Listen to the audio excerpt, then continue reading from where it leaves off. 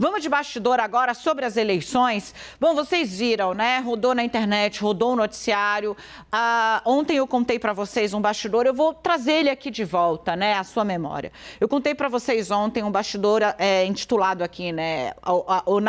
O nascimento e o fim da tese de adiamento das eleições. O dia em que Brasília e o Palácio do Planalto discutiu abertamente, defendeu o adiamento das eleições com base na ideia, né? Nesse confiável, sem auditoria confiável e mais, né?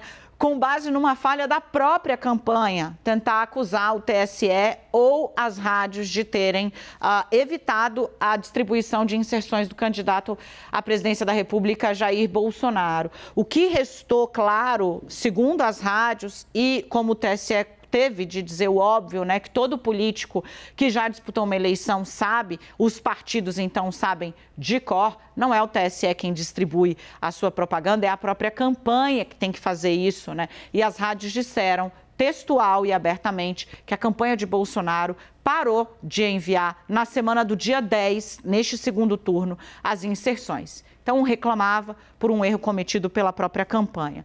Ainda assim, diante desse burburinho, desse rumor, Brasília decidiu, aliados do presidente passaram o dia dando entrevistas